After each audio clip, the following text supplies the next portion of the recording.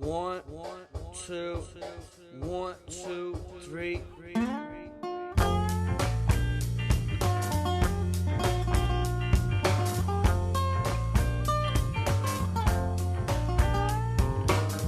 No need. We're here with Michael Barris, contributing writer and photographer for Surfing Magazine, and he's going to tell us a little bit about the evolution of the magazine in the increasingly digital era. So what's the overall purpose of the magazine? Well, our parent company, Prime Media, calls Surfing Magazine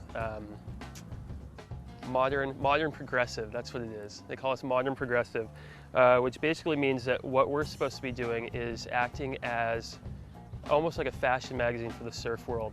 We're trying to be as progressive, keep up on the latest trends, what the kids are wearing, what the kids are busting, like as far as moves go, who's the hottest surfer in the world right then and there. We don't really do a whole lot of reflective shit about the past and how fun wooden longboards were in the 1940s.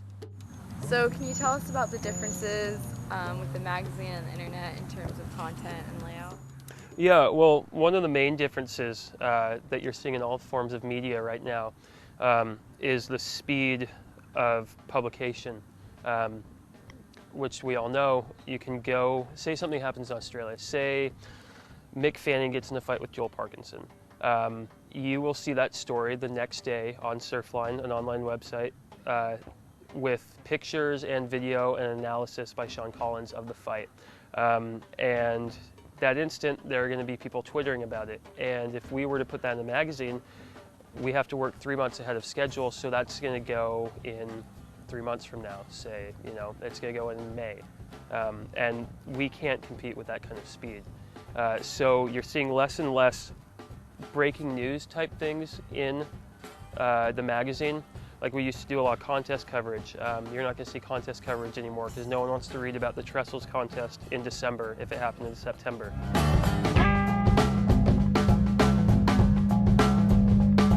So can you tell us a little bit about the distribution of the magazine in terms of demographics? Okay, well, seeing that it is kind of a trendy magazine, we don't get a whole lot of 55-year-olds reading it. I mean, there are some, but it's mostly a younger audience.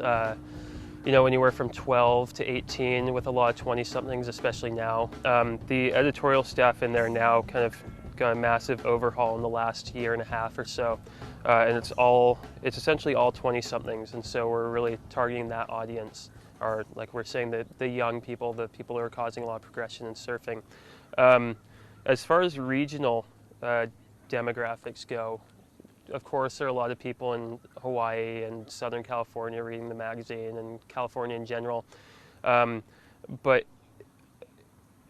it's amazing if you look at the letters to the editor, how diverse all the postal codes that we get on those are, and we'll get tons of prison letters from all over the country. And usually these are people who do surf, but we'll also get letters from moms in Oklahoma who just like the surfing lifestyle. I think you're always going to see something of that. There's always going to be people who are just attracted to the image of surfing and interested in seeing that. And so I don't know how large of a base that is of our content, but you see a lot of feedback from people who don't have a lot of connection to surfing, who are just in the middle of the country and like reading our magazine. So it's something to consider, although it's not generally who we're thinking of when we're writing.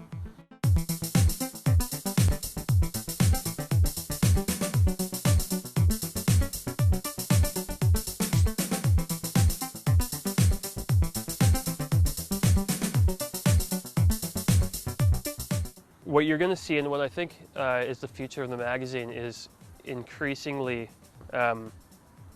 well thought out, unique pieces that are kind of stamped with the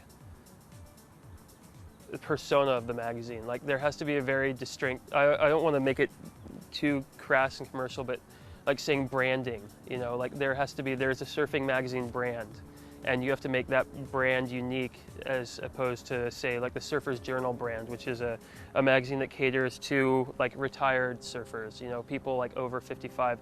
They're running stories about the glory days of Zuma Beach in Malibu, and we have to be running stuff about this trip that we went on that people aren't twittering about, or if they are, we're giving the in-depth and showing the best photos and that sort of thing. So you have to be basically looking for very unique content that no one else can do. You just do what you do best. because that's really the only way to fight the speed that the internet can produce stuff with. The other big advantage that the internet has is that they can put up different sources of media, especially video. And surfing is a sport that lends itself really well to video, more so than a lot of other ones, because you get more of a sense of the experience in just a few well-composed photos. That's a hard one to deal with. We have a website, we put video on that, but there are other websites like Surfline again who will run a feature and have 12 photos and then a video embedded in with the photos. And what do you do with that?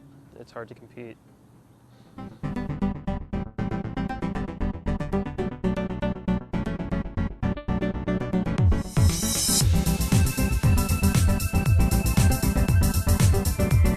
Yeah, and there are benefits, at least I'd like to think there are benefits to the magazine that they have over the internet. There's the communal sense of the magazine. I think anyone growing up in the surf industry or the surfing subculture would agree with, is that you get a mag and every grom, every little kid everywhere reads the mag and knows exactly what was on page 94 and page 116 and all that. And you can be like, hey, did you see this photo on this?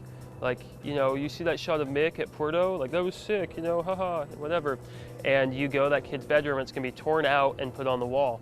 You're not gonna see that the same way. You don't see that the same way with the internet because there's just so many media sources. Call me idealistic, but I don't think the magazine's ever gonna die out completely. I think that there's always gonna be a place for the magazine, especially in surf culture. And I think what people need to do or what magazines need to do to survive in this culture is what I was saying, is create some sort of specificity that sets your magazine off as like your magazine. Give them something they can't get from any other news source, because it's not enough to provide news anymore. Like, anyone can provide news and anyone can write funny things and anyone can post photos of some wave somewhere.